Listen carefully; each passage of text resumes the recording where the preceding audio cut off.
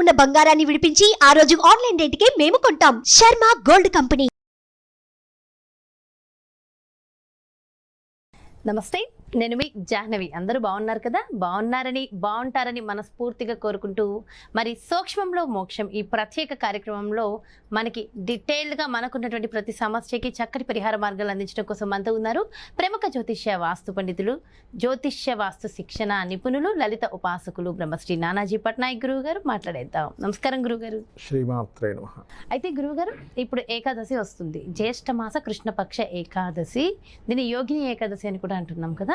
అయితే ఈ యోగిని ఏకాదశి రోజు మనం ఆచరించవలసిన విధి విధానాలు, ప్రస్తుతం అనేక రకాల సమస్యలతో దాదాపు అందరూ బాధపడుతున్నారు. అటు ఉద్యోగంలో ఇబ్బందులను, వ్యాపారంలో అభివృద్ధి లేదనో, ఎంత సతమతం. ఈ మధ్యనైతే అసలు ఎవరికి బిజినెస్ లేదట, జాబ్లో కూడా చాలామంది ఈ క్రోధినామ సంవత్సరం మొదలయ్యాక ఇబ్బందులు పడేవారి శాతం ఎక్కువైపోయింది.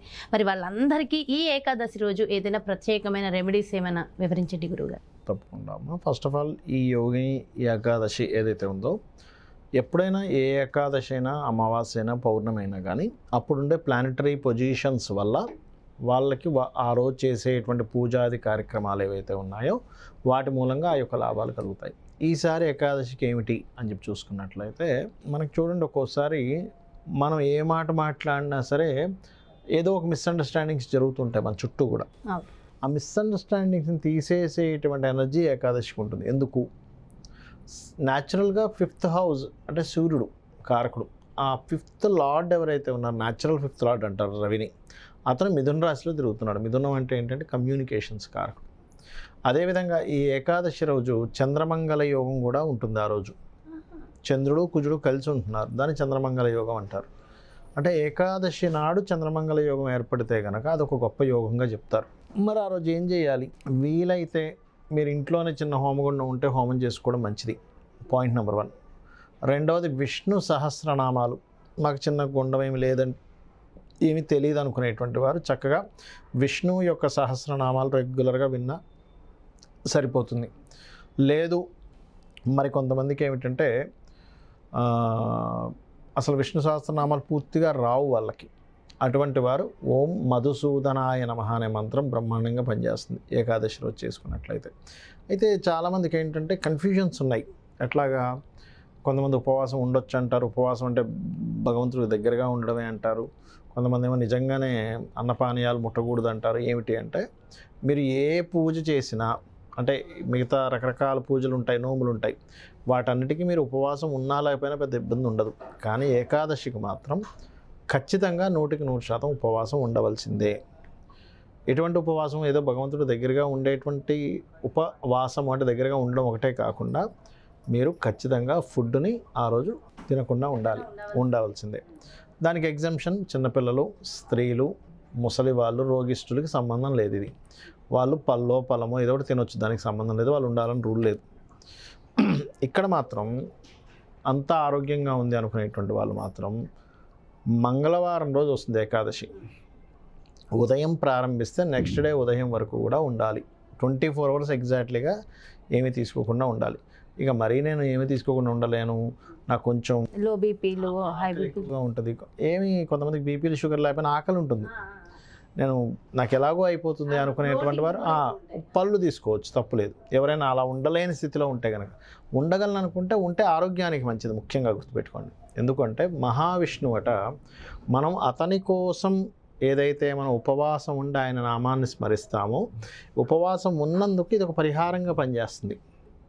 ఎటువంటి పరిహారంగా పనిచేస్తుంది? మనకి శాస్త్రంలో పూర్వజన్మ కృతం పాపం వ్యాధి రూపేణ పీడితం. మనకి పూర్వజన్మలో ఉన్న పాపము వ్యాధి రూపంలో రాకుండా ఉండాలి అంటే ఏకాదశి చేయాలి. దీని మీద ఒకరికి నోబెల్ బహుమతి కూడా వచ్చింది. ఏకాదశి చేస్తే రోగాలు రాకుండా ఉంటున్నాయనే దాని మీద రీసెర్చ్ చేసినందుకు.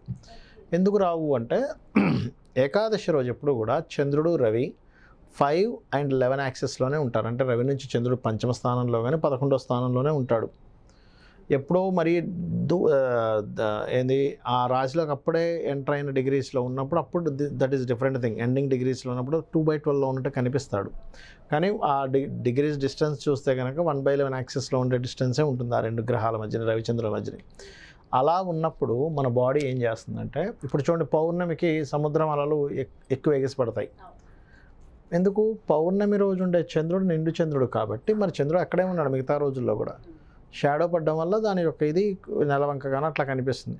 ఎందుకు అంటే దాని ప్రభావం భూమి మీద గురుత్వాకర్షణ శక్తి కానివ్వండి, ఆ యొక్క చంద్రుడి యొక్క ప్రభావం కానీ ఎలా ఉంటుందో, ఈ రవిచంద్రులు ఎప్పుడైతే 3, 11 లేదా 1, 5 కాంబినేషన్స్లో ఉన్నప్పుడు ప్రతి జీవికి ఇమ్యూనిటీ పెరిగే సమయం అది, ఇమ్యూనిటీ పెంచే సమయం ఆ సమయం.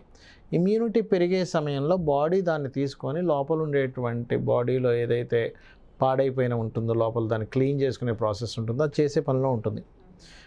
అంటే 15 రోజులకు ఒకసారి రెస్ట్ ఇస్తున్నాం మనం. ఏకాదశి 15 రోజులకు ఒకసారి వస్తుందిగా, ఇస్తున్నాం. అలా చేసినందుకు ఏమవుతుంది, బాడీలో మనకి క్లియర్ అవుతుంది. చాలా విషయాలు ఏంటంటే మనకి ఏకాదశి ద్వారా కొంత అయితే డీప్ స్లీప్లోకి వెళ్తే కూడా మనిషికి అనేకమైన అనారోగ్యాలు పోతాయి.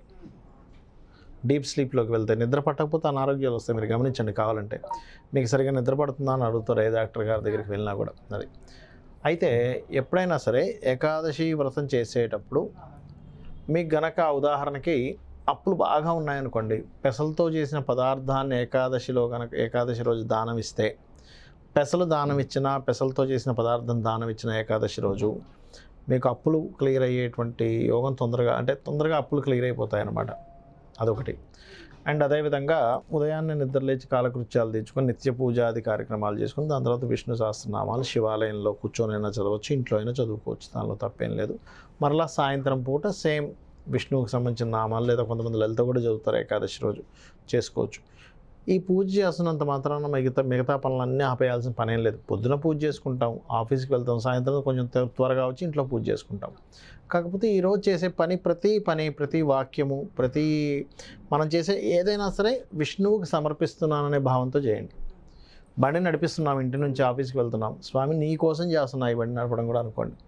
ఒక నీరు తాగుతున్నాం, దాహం వేసింది, లేకపోతే ఒక అరటిపండు తిన్నాం ఆకలితో ఉండలేక, ఆయనకి సమర్పిస్తూ, లేదా ఆఫీస్లో ఒక వర్క్ చేస్తున్నాం కంప్యూటర్ మీద, ఆయనకి సమర్పిస్తూ చేస్తున్నట్టుగా చేశారనుకోండి, అది ప్రతీదీ ఆయనకు గనక ఏకాదశి నాడు సమర్పిస్తే మీకు ఉండేటువంటి పాప రాశి దగ్ధమవుతుంది. పాపం దగ్ధమైతే కానీ మనం చేసే ప్రయత్నం ఫలించదు. ఎప్పుడు గుర్తుపెట్టుకోండి, పాపం అనేటువంటిది ఒక సాఫ్ట్వేర్ లాగా అడ్డుపడుతూ ఉంటుంది. ఒక బగ్ లాగా సాఫ్ట్వేర్లో మనకి చూడండి, అయ్యో ఈ బగ్ వచ్చింది ఆపేసింది, ఈ సాఫ్ట్వేర్ డిలీట్ అయిపోయింది అంటుంటాం. అలా వెంటబడుతూ ఉంటుంది కనబడకుండా. సాఫ్ట్వేర్ మన కంటికి కనిపిస్తుందా? కనిపించదు, కానీ అది పనిచేస్తుందా లేదా? అలాగే ఈ సాఫ్ట్వేర్ కూడా కనబడదు. ఈ కర్మ అనే సాఫ్ట్వేర్, ఈ కర్మ అడ్డంపడుతూ ఉంటుంది. ఈ ఏకాదశికి ఎవరైతే ఇలా చేస్తుంటారో ఖచ్చితంగా వాళ్ళకి క్లియర్ అవుతుంది. సో ఖచ్చితంగా చేయాల్సిందే కొన్ని విధి విధానాలు. మిస్కమ్యూనికేషన్స్, అలాగే మధ్యవర్తిత్వంగా ఉండి ఇబ్బంది పడ్డామండి, అనవసరంగా నిందలు అనుభవిస్తున్నాము, అలాగే అధికారులతో ఆఫీస్లో బాస్ యొక్క ప్రభావం నా మీద ఎక్కువగా ఉంది అంటూ ఉంటారు కొంతమంది. అటువంటివన్నీ కూడా క్లియర్ అవుతాయి ఏకాదశి చేసినట్లయితే, చేయడం వల్ల. సో చాలా మందికి అనేక రకాలుగా ఉపయోగపడుతుంది. అండ్ ఇప్పుడు చాలా ఇబ్బందులు పడుతున్నారు కాబట్టి సో చాలా మంచి ఏకాదశి ఇది. అండ్ చంద్ర మంగళ యోగం అని కూడా అన్నారు కదా, చాలా అద్భుతంగా వివరించారు గురుగారు. ప్రతి విషయాన్ని చక్కగా ఎక్స్ప్లెయిన్ చేశారు. మరి అలాగే ఒక చిన్న మంత్రం ఆ రోజు చెప్పించుకునేది కూడా ఒక్కసారి ఒకటేనమ్మా, ఓం మధుసూదనాయ నమః, లేదా మొత్తం కేశవ నామాలు ఉంటాయి సరే, కేశవ నామాలు 24 నామాలు జపించుకున్నా మంచిదే.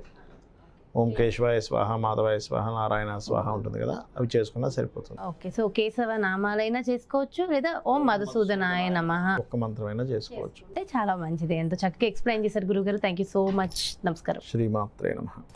చూసారు కదండి, మరిది ఏకాదశి, ముఖ్యంగా చంద్ర మంగళ యోగం ఉన్నటువంటి అద్భుతమైన ఏకాదశి, యోగిని ఏకాదశి.